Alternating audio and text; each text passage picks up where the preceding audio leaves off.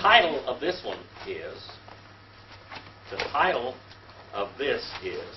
Riches Have Wings. Riches have wings.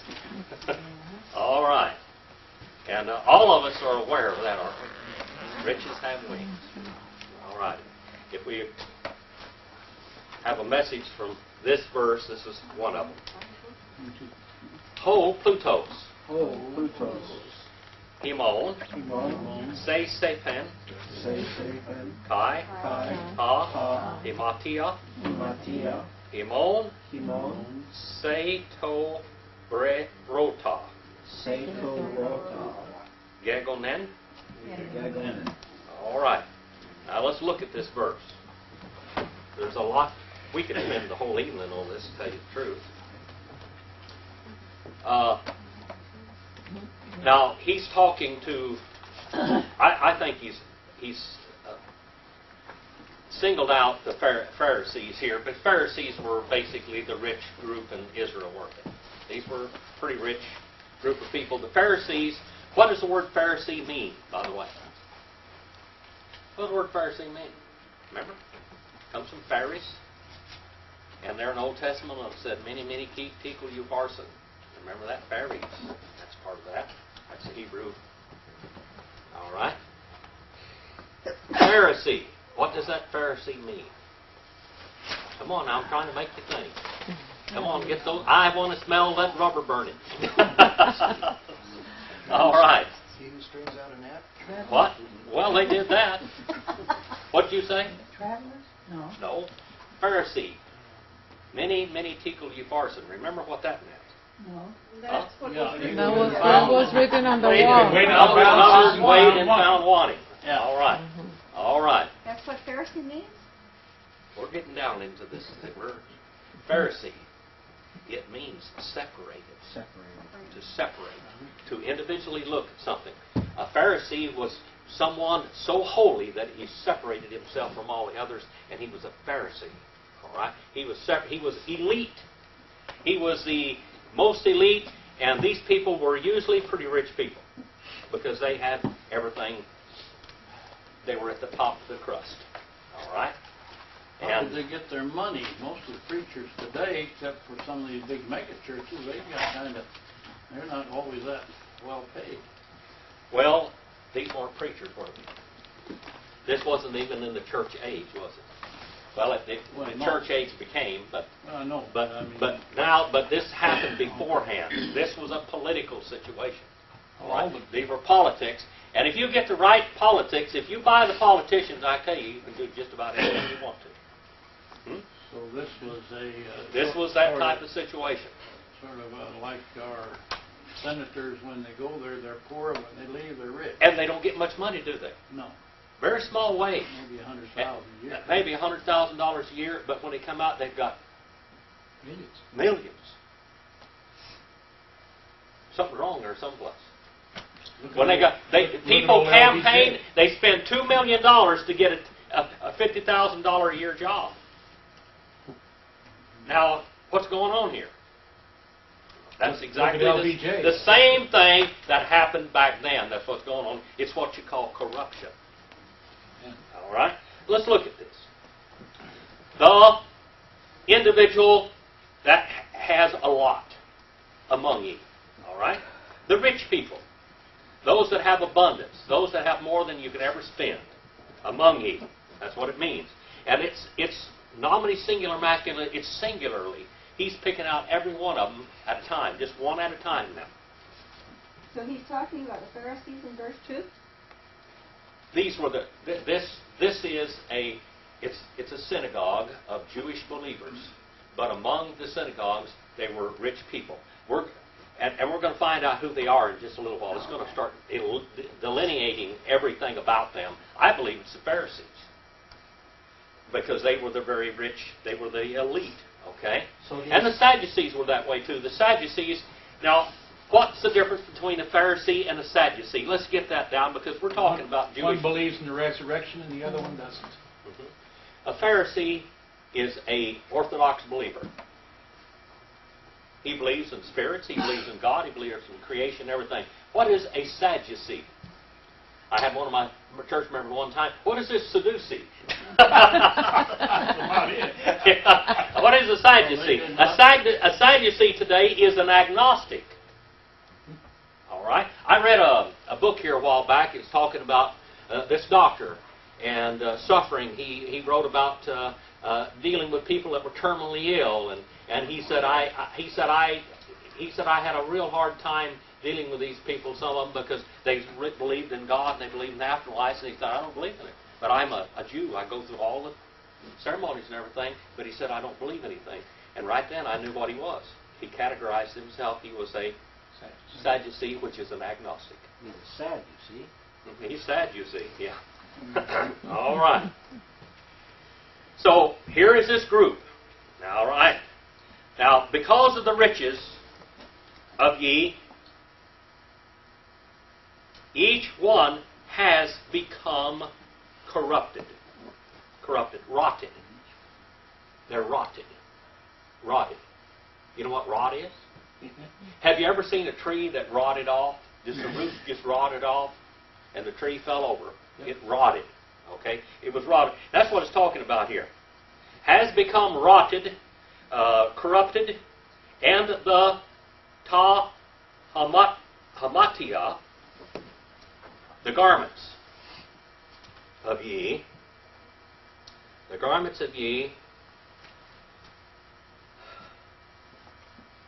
moth-eaten, is what it says, has become. Each one has become moth-eaten. If you had I remember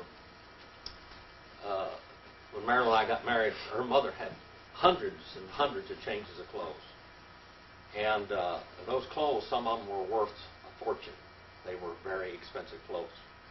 And I sold a lot of them to, these places that have these vintage clothing deals and everything. But I took some stuff there that was probably worth maybe $500 today. Some of the beautiful wool clothes. And they were worth nothing. Because they had moth holes all in them. They use them in the movies and everything else, these places, the people that buy these vintage clothes. Moth-eaten. Well, when they're moth-eaten, I don't care how rich, how wealthy you are, if your clothes are full of holes, they're worthless. They're worthless. Worthless. Now let's go on here to the next verse. Now there's a lot of verses that I could cross-reference this last one to. Job 13 and verse 28, and Isaiah 50 and verse 9, Matthew 6, 19 through 24, John 6 and verse 13. These are all cross-references to this. And Job 13 and verse 28. That word seto brota, that word moth-eaten there, that's a very rare word. It's only found one time in the New Testament and in the Septuagint in Job 13 and verse 28. That's the only place it's found. So that's a rare word that James picked out of the air. Say that again. It was only used one time in the New Testament and only used one other time in history, and that was in the Septuagint. In the Septuagint, the translation of the Hebrew into Greek, and it was translated there in Job 13 and verse 28. All right, Job 13 and verse 28. Moth-eaten. All right, moth-eaten. Your riches have corrupted you, and your riches have become moth-eaten. All right? They have become moth-eaten. Matthew 6 and verse 19. Let's look at that. Matthew 6 and verse 19. Who's got Akaina Deke, the New Testament? Maybe we'll talk about this a little bit. The New Testament. Matthew 6:19. I got it. Okay, you got it? Yeah. Do not lay up yourselves treasures upon earth, where moth and rust doth destroy, and where thieves break in and steal. All right. Don't lay up treasures on earth for this. Now, who do you think Jesus was talking to when he said that? Well, the same group of people. Scribes and the Pharisees. All right. The same bunch that his brother is talking to right here. Isn't it? All right. Now, Job 13 and verse 28. Go back there and see how it's translated in New American Standard there. Job 13 and verse 28. Let's look at the only place this other moth-eaten here is. It comes from the word sais, which is moth, and bibrosko, which is to eat. All right? And the word moth, if you want to put this down in your interlinear there, you can look that one up on page 366. And the word bibroska, you can look that one up on page 70. All right? What do you got there, brother? While I'm decaying like a rotten thing, like a garment that is moth-eaten. Yes. There's the word. It's used. That's the only two places in the Bible it's used. And as far as I know, the only two places in history that that word is used. All right? Now, in 1929 through 1931, there were 250 millionaires that committed suicide. They couldn't stand to be poor. They would rather die than to face the world not being a millionaire. 250 millionaires that committed suicide that would rather die than to be poor or without their millions. I don't know how far down the ladder they went, but that's what happened. What have riches done to people? Corrupted them. Corrupted them. Here's a little book. It's called The Dalton Gang Days by Frank Latta. Now, the Dalton boys got in trouble out here in California, is where they were out here at Visalia, and Tulare, Merced, and through here. I want to read to you. Now, see, brother, you were meddling today.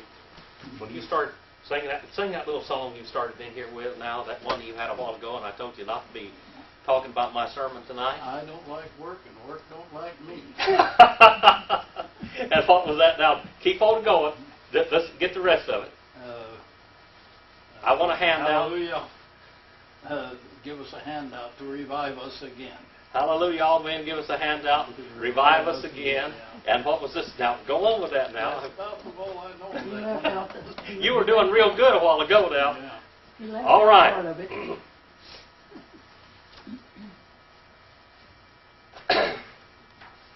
This is what, and this is the man right here. He was one of the Dalton brothers. Littleton Dalton was his name.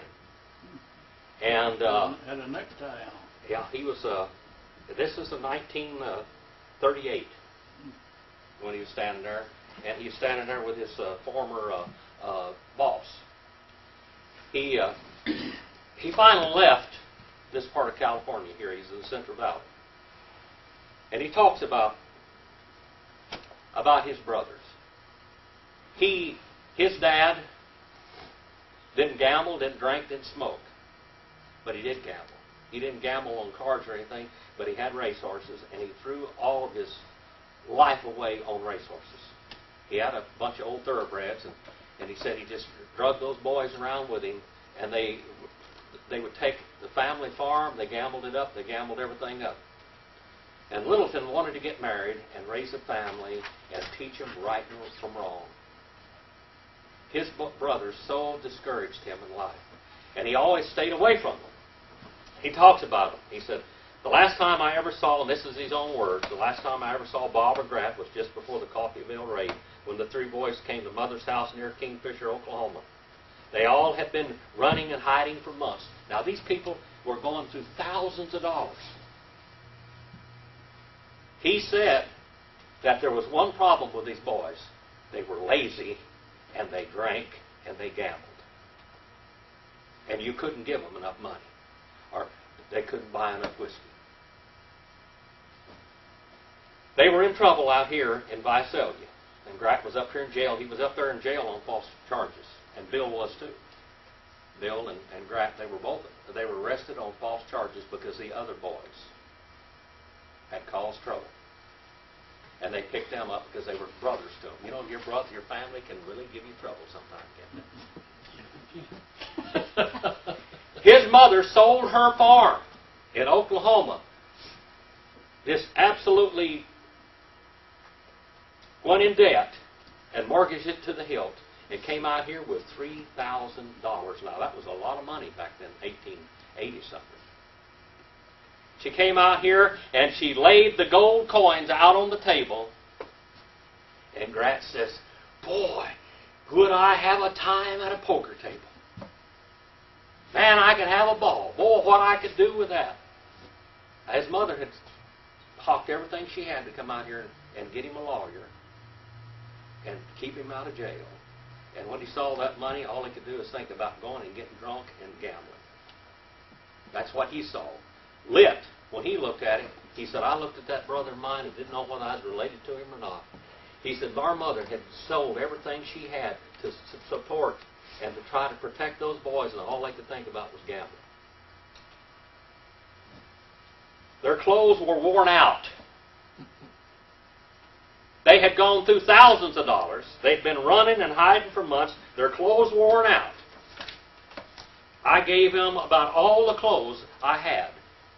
A good Stetson hat, which Bob had on when he was killed, and a good coat and overcoat. What good did the riches do them? James, right here, tells you the riches, and the next verse is really going to show it. They scarcely thanked me. They expected me to keep on punting up for them indefinitely. What's this thing? Look out for another handout. Some people you can't help. These boys you couldn't help. After the raid, I heard that Mason claimed, Mason is Bill Dalton, okay? Mason claimed that 3 boys had more than $900 on them when they were shot to pieces. I don't believe it.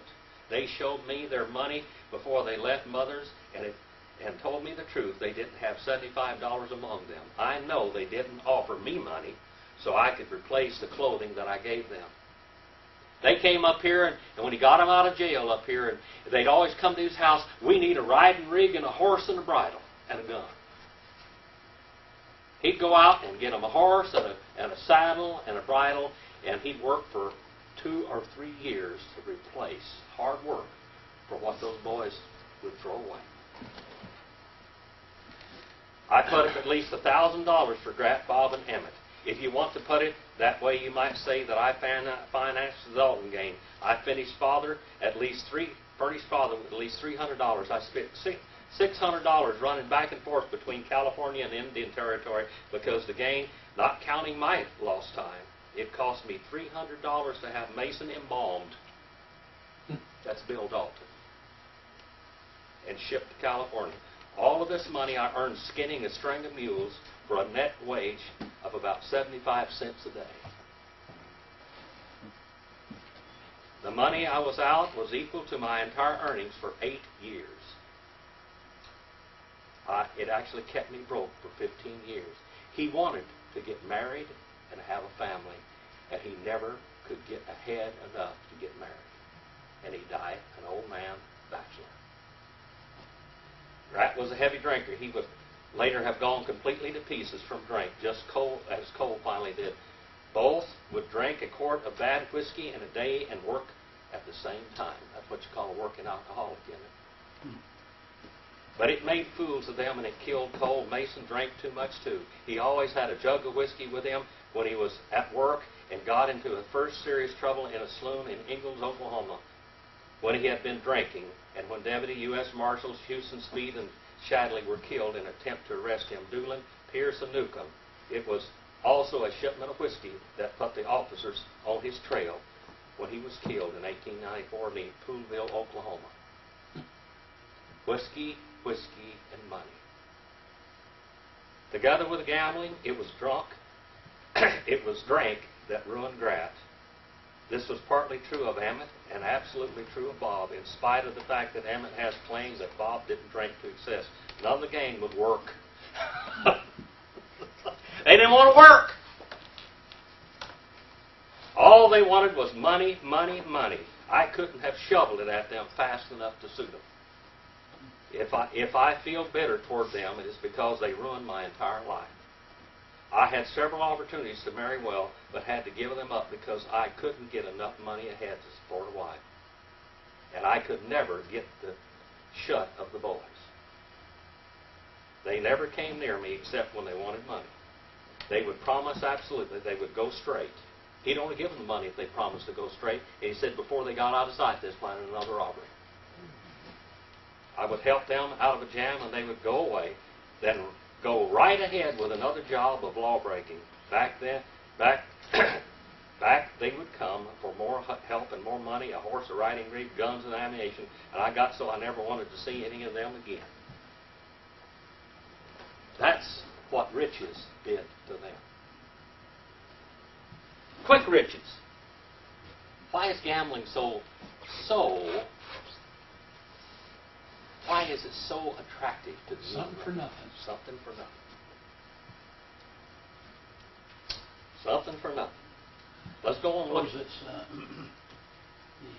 commandment, thou shalt not steal. That's right. Applied to That's right. Thou shalt not steal. How are you supposed to make your living? Sweat of your brow. By the sweat of your brow.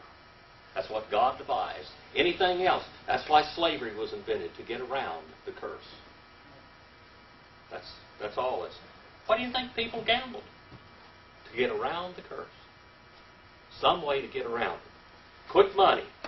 Quick money means nothing. You ever give somebody a new car, new house, anything you give them? Whatever they get? What happens? destroyed. Poop it away. It don't matter. 5 and verse 3.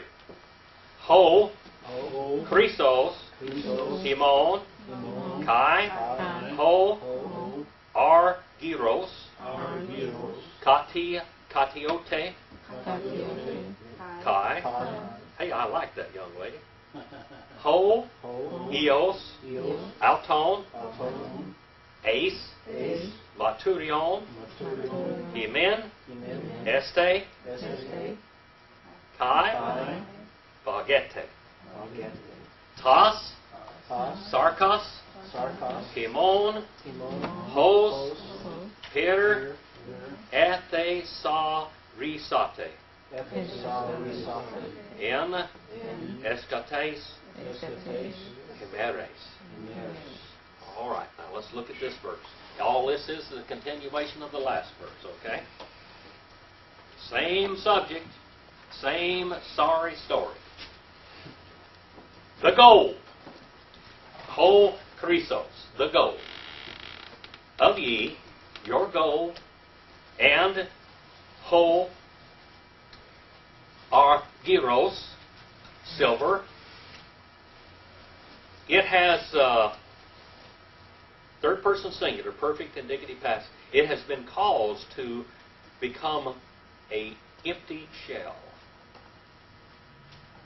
That's what it's talking about. It has nothing but rust. That's all's left. Just rust. Nothing's there. Sometimes this happens. It happens with things.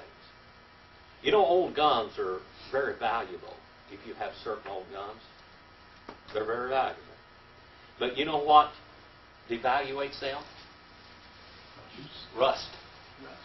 I remember my son, my oldest boy, he went to a yard sale one day and he ran on to something really neat. He bought a bunch of old guns.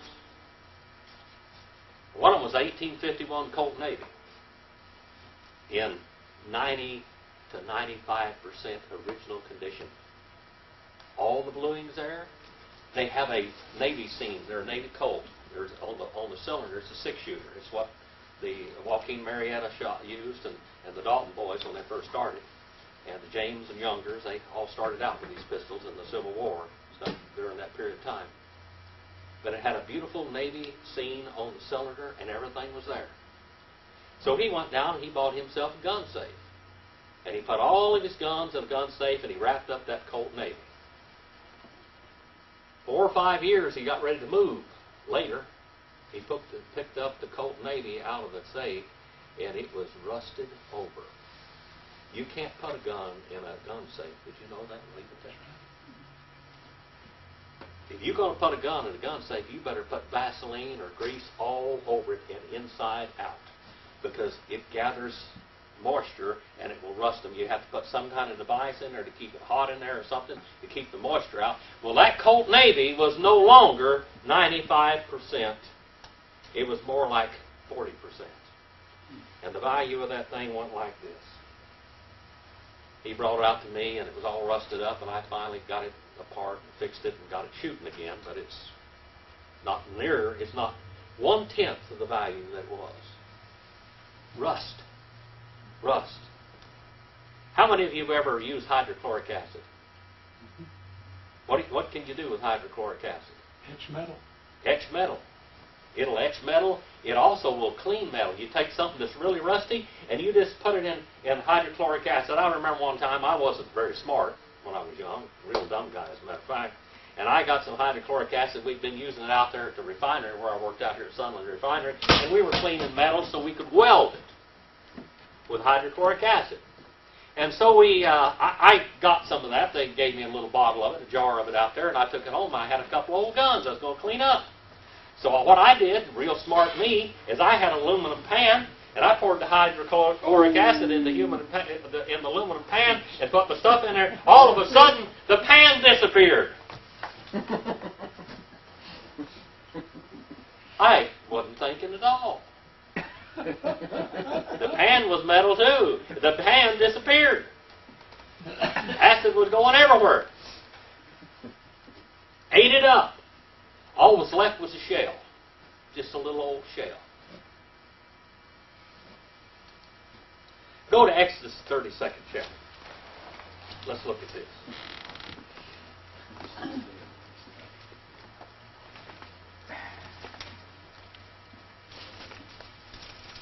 The gold of ye and the silver ye, it has been caused to become rusted over. And what? Exodus 32. And what? 3 through 7, first of all. Okay. 3 through 7. I want you to look at something here. This is kind of, it's a terrible thing that happened right here. This is horrible. But God had a little levity here also. He, every now and then, He made skunk, and porcupines. Brother David, what do you got there? What verse? Verse 3 through 7. And all the people brake off their golden earrings which were in their ears, and brought them unto Aaron. And he received them at their hand, and fashioned it with a graving tool, after he had made it a molten calf. And they said, These by thy gods, O Israel, which brought thee up out of the land of Egypt. And when Aaron saw it, he built an altar before it. And Aaron made proclamation, and said Tomorrow is a feast to the Lord. Oh, what a half-wit. This is the man that stood before Pharaoh and performed all the miracles now. This is the man.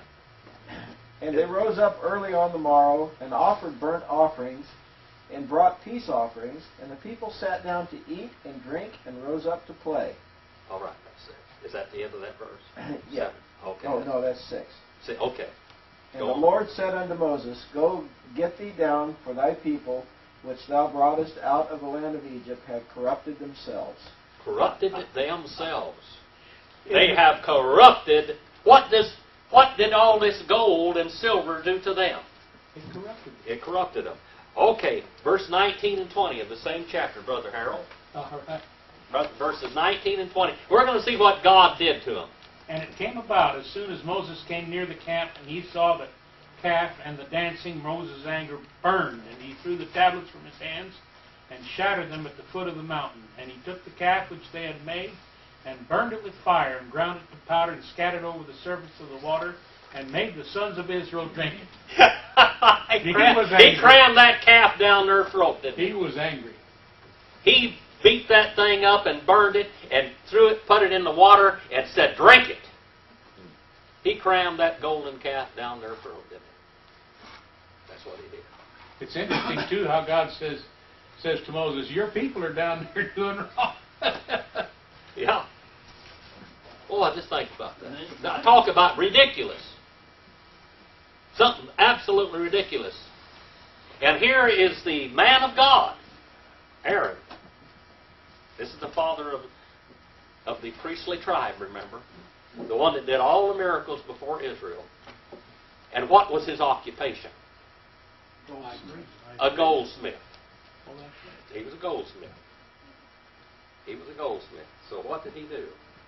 And what was his excuse? Oh, it just happened. What was it? It just happened. They threw it in the fire and it just Came out. popped out. Yeah. What a liar. What a liar. Boy. Their gold and silver got them in trouble. What did God do? Who gave them the gold and silver? He did from the Egyptians. What? He gave it to him from the Egyptians. God put it on the Egyptians' heart to give them the gold and silver. What did it do for them? Got him in trouble? Got them in trouble. Because they made it into a golden idol. That's what they did. Aaron beat it out, and I mean it took work. He beat it out and made it into a golden idol. What a deal. Let's look at this verse some more now.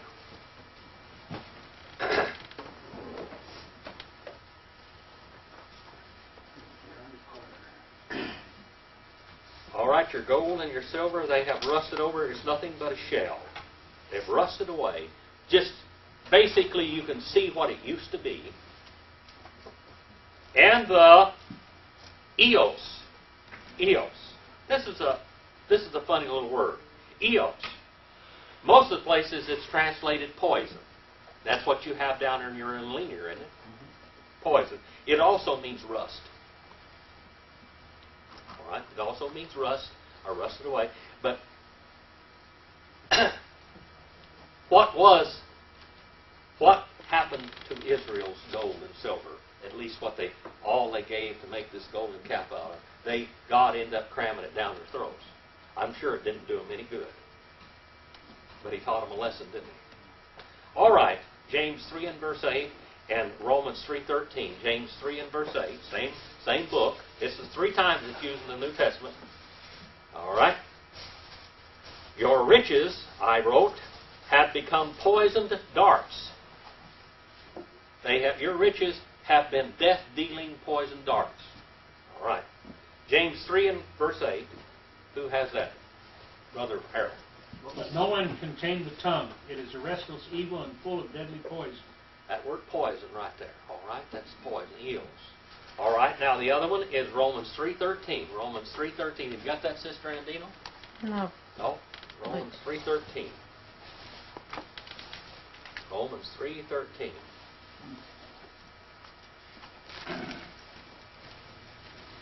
Are you there?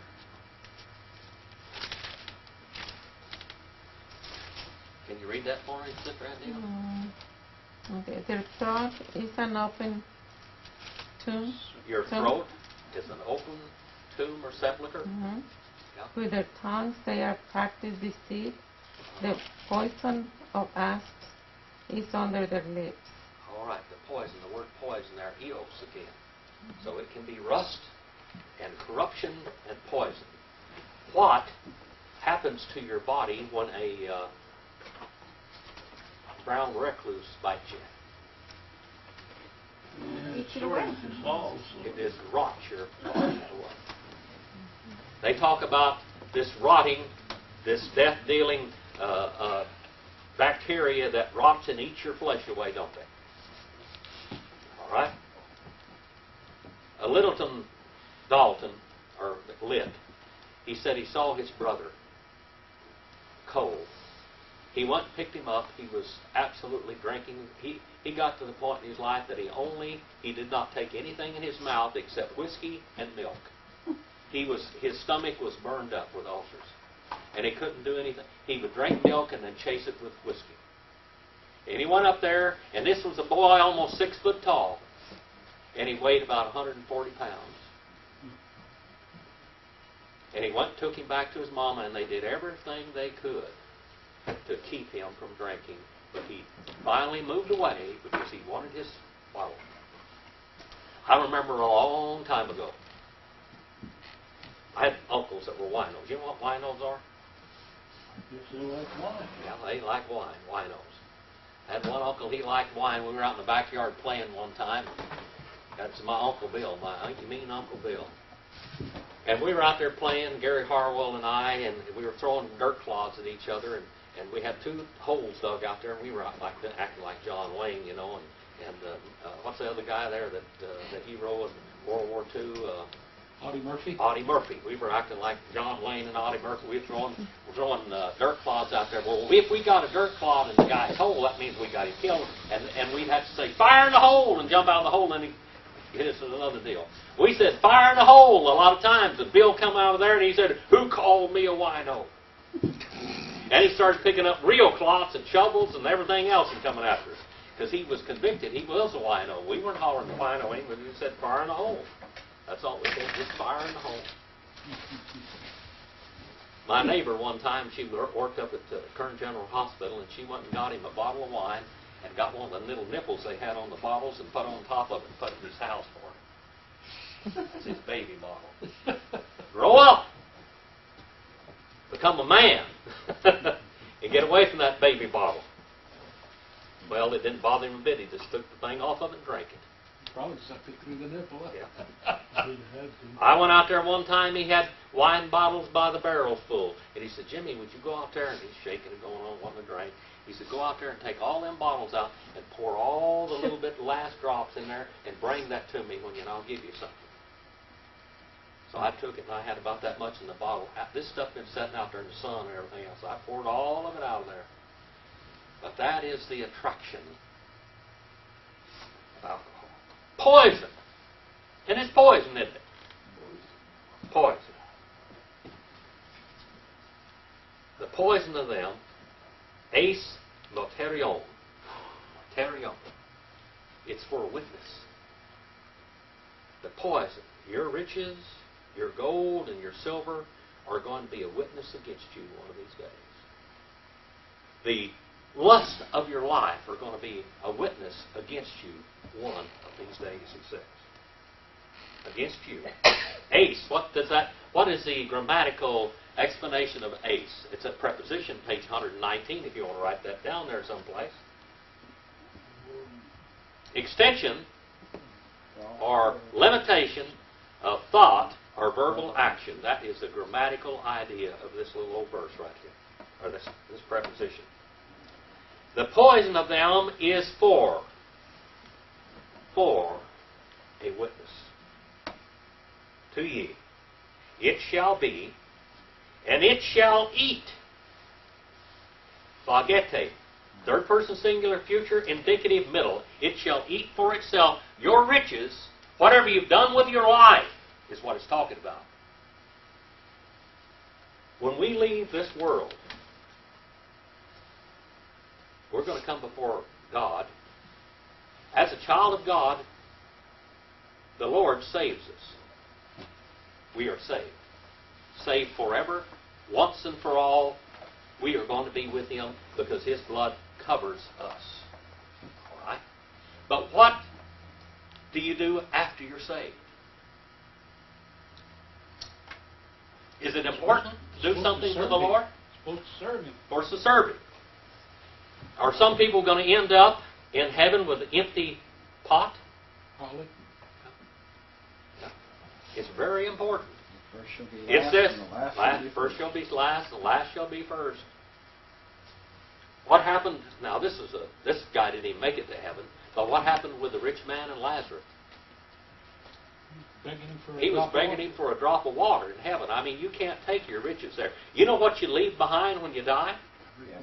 Everything. Okay, that's it. And it's so many people, it's a witness against you. What you have is a witness against you.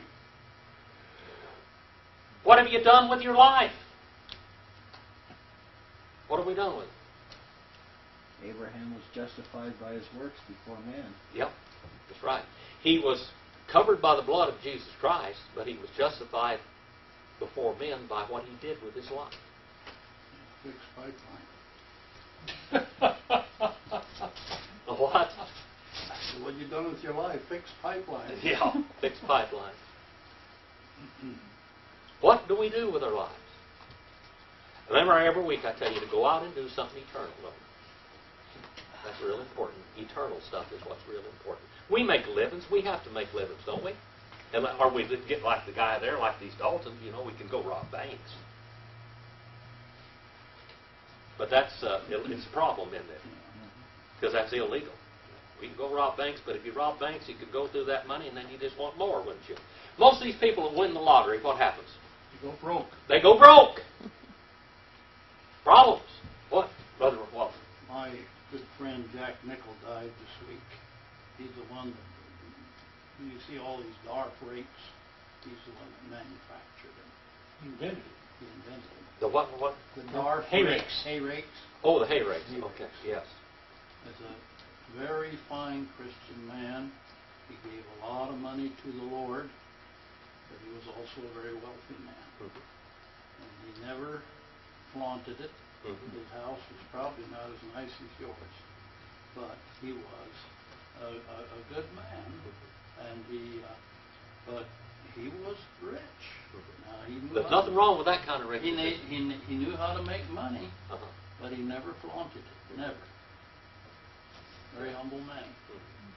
So there is the opposite of those Daltons. Yes. That are wealthy people. There are wealthy people that are good people. Yes. But we're talking about what here? We're talking about the Pharisees.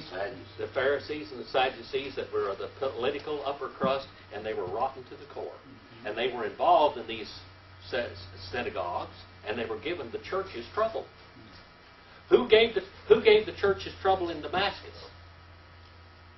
A Pharisee. A Pharisee of Pharisees. He was going there to kill all of them, wasn't he? What was his name? Oh. Saul. Okay, there we got it right. Saul, and then his name was Paul later. Saul, what does Saul mean in Hebrew? Something not so good. One asked for. Remember, they wanted a king. They asked for a king, so God gave them Saul. He said, you asked for it. And they got him. All right? And what was the end of that in all reality? What really got him? He said, the king is going to break you. He's going to take your children. He's going to work them to death. They're going to work 3/4 of their lives away for the king. And who was the epitome of that? One of the great kings of Israel. Who? Solomon. Solomon used up. What did Solomon's wealth do for Solomon? Destroyed his life. And I believe he was a believer. But his wealth destroyed him, didn't it? Totally destroyed him. His children. And it's a witness against him. The Bible tells everything good about him and everything bad about him too, doesn't it? And it shall eat up the sarkos. Hi-ho, logos, sarx, agenito. Remember that one? John 1 or John 1:14. Here's the word sarx. Sarkos. Flesh. The fleshes. The fleshes of ye, it shall eat. The riches will eat away your flesh. The flesh of you, belonging to you. Hos, that's on page 444 if you want to write that one down. Little conjunctive particle, adverbial conjunctive particle. As or with or asly, actively with peer. You know what a Piri is, those of you who played marbles 100 years ago. That was that little clear looking thing. A lot of them were yellow and different colors like flames. Just to do anything to get a Piri. Yeah. Pier. Fire. Ye treasured up in the last days. This gold and this silver, whatever you spent your life with, is going to meet you at the judgment.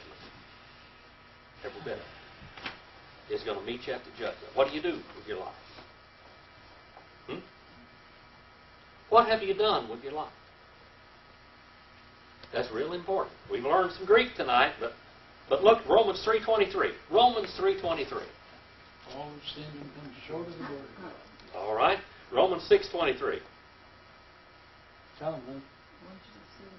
For the wages of sin is what? Death. Death. All right. Galatians 6 and 8. Galatians 6 and 8. Where's that one? Galatians 6 and 8. You got that one? Who's got it?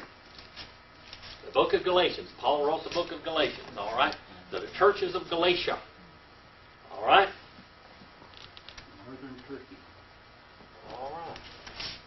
See if I can get this little rascal to cooperate here, so we won't do the wrong thing. For one who sows to his own flesh shall from the flesh reap corruption. All right. But the one who sows to the Spirit shall from the Spirit reap eternal life. This verse totally, directly cross-reference to that verse right there. Read that verse again, brother. For the one who sows to his own flesh shall from the flesh reap corruption. All right. But the one who sows to the Spirit shall from the Spirit reap eternal life.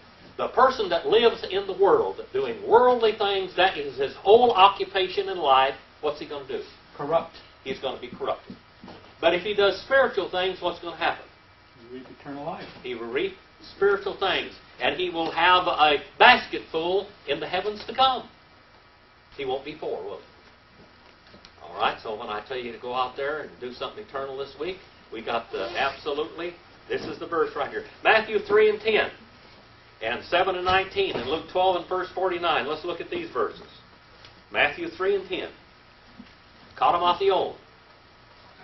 We need to say some of these things in Greek, so we'll learn a little Greek too while we're at it. Katamathion. Are you there, Brother? The axe is already laid at the root of the trees. Therefore, every tree that does not bear good fruit is cut down and thrown into the fire. All right. 7 and 19.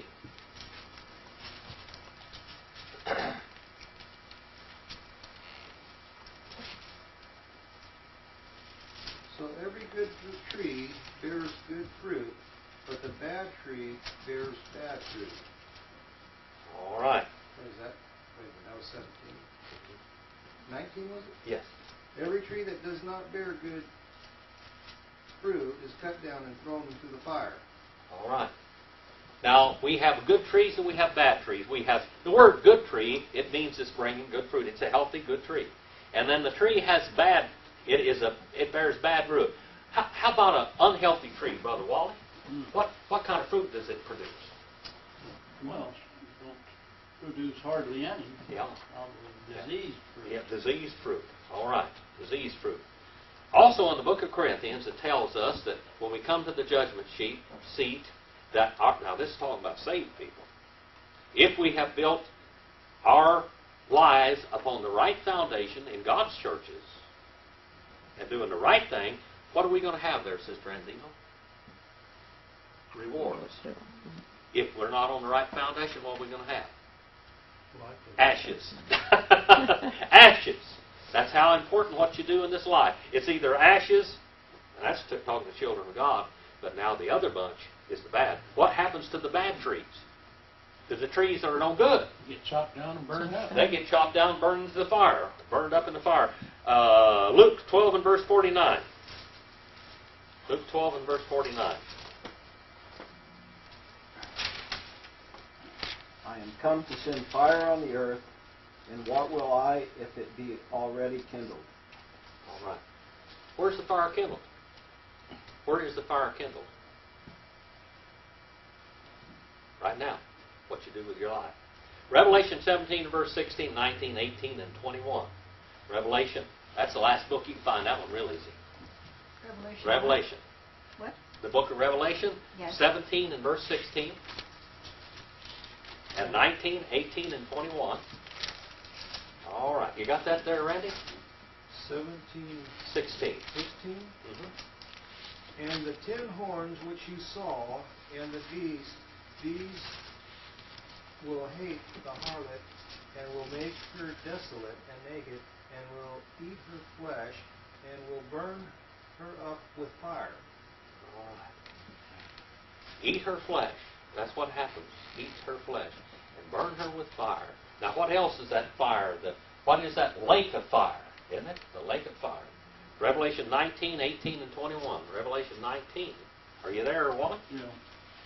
And ye may eat the flesh of kings, and the flesh of captains, and the flesh of mighty men, the flesh of horses, and them that sit on them, and the flesh of men, both free and enslaved, both small and great. And I saw all the beasts and the king of the earth, and their armies gathered together to make war against him that sat on the horse, and against his army.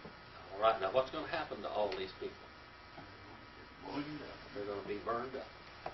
In the meanwhile, the birds of prey are going to eat their flesh. Eat their flesh. The birds of prey. Sarks, eat their flesh. You know, we have a great opportunity to look at our God that became flesh. Sarks. John 1:14. Let's look at that. Let's look at it. As very good. This is where it's going back to that. And all of you ought to be able to quote that verse by now. Ought to be able to quote it in Greek. All right? In Greek. Kai, ho, logos, sarx, and genetos. All right. And the Word, and who is the Word? Jehovah. Jehovah, that's who that. And the Jehovah, flesh, He became. And let's go to the rest of it now. John 1:14. Let's read the rest of that. And dwelt among us, and we beheld His glory. Glory as of the only begotten of the Father, full of grace and truth. All right. The only begotten. The only begotten God. God became flesh. Now that flesh was not sinful, was it? That sarx, that was not sinful. That's our Redeemer. Our Redeemer. Our Redeemer, the God of heaven, came down and dwelt in this cesspool that is walking and smooth and is running all over this earth. Moses had to look at the back of God to see His glory. Yeah. And here it says that full glory. We were able to see His full glory. We saw the glory. We have it printed in the New Testament. And we can see the glory of God walking around among mankind. But did they see the glory? What did the Pharisees see? Same bunch. What did the Sadducees see? What did they do? They saw someone who was going to take away their gold. Their political power. Their money. Their money. That's what they worried about. Why did they kill Jesus? Did they know that He was God the Son? Did they know He was the HaMashiach? Yes. Yeshua HaMashiach. He was Jesus, Joshua, the Messiah. Did they know that? Yeah. He was born at the right exact time. What it says in the they sent the wise men to Him. Yes. They sent Him where He's supposed to be born, didn't they? Well, they must have had something that they disbelieved. Yeah, they disbelieved. It says exactly why that they had Him killed, because He's going to take our religion and our government away from us. That's what they were worried about. They knew who He was, but they didn't want to change her. He's going to take our religion away. What was the Messiah going to do according to Israel? What was it? He's going to rule. What was He going to do? What did they say to Him when He was on the cross of Calvary up there dying on the cross? You saved others, saved yourself. All right, come down. Come down. Let's see Him come down. And then He said, well, if God has pleasure in Him, then God will protect Him.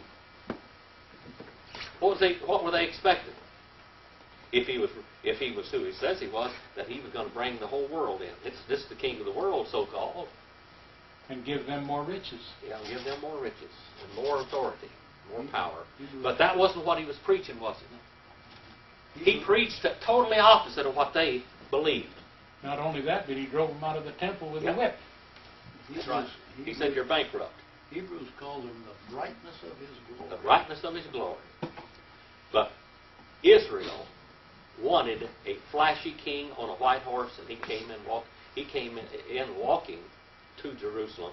And then when he got near there, he got on a donkey. Donkey colt. Yeah, a young donkey colt, and rode that donkey into Jerusalem.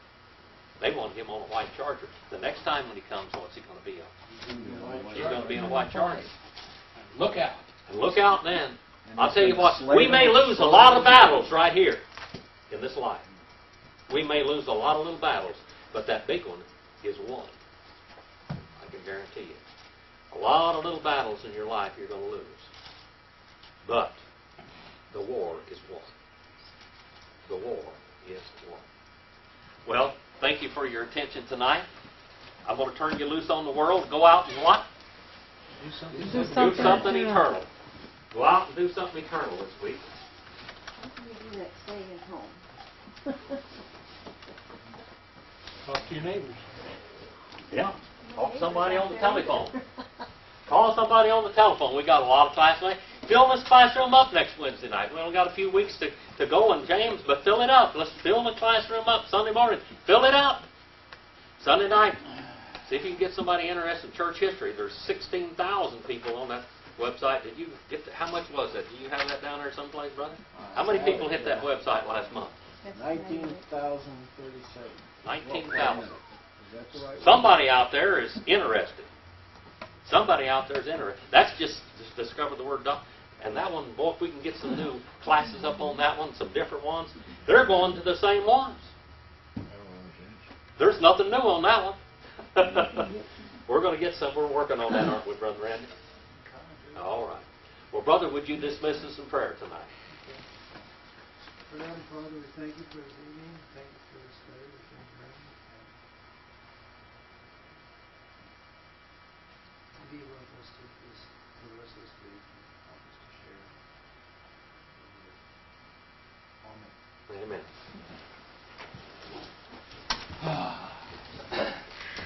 Go tell it on the mountain. Well, I tell you, every time we read this class, you boys got a song. I love that. Go tell it on the mountain. Got a song Jesus on your lips. Christ is born. Thank you. Oh. Well, just you on the old part. That's all right. Okay. All right. Come on. Did you already cover it?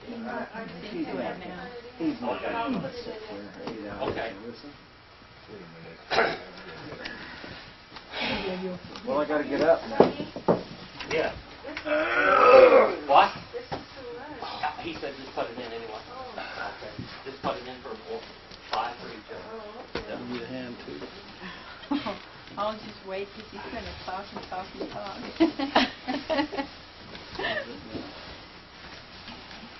Oh, me. He's got a big load to take here. Is your wife doing okay? She's doing wonderful. Oh. Yeah. Every day that a daddy can hug you. Yeah, she lost a little weight and she feels better. She walks better. That's good. But she has to eat that nasty stuff that they sent this, some stuff she orders, you know. Uh-huh. My And oldest they boy, say it's when I supposed used to be hug him, good food it is. When you open it up and cook it, it don't look good. And that's why you lose weight. Don't eat that crap. There you go. Yeah. now it's not so bad. Yep. I'm glad that. Yeah, I was It's so, shining. like the word you use, triste. We don't have a very good word in English for triste. For triste. Today, this week, my heart's been sad. Oh. My best friend, Mr. Nickel, died. You mentioned that. Just all of a sudden, a year ago, he was healthier than I am. And all of a sudden, he got something in the kidneys, and all of a sudden, cancer, and just boom. Complications. The youngers were And when you have a good friend, it's like a family. Yeah, I know. Mm-hmm. I wasn't. I'm sorry. Yeah.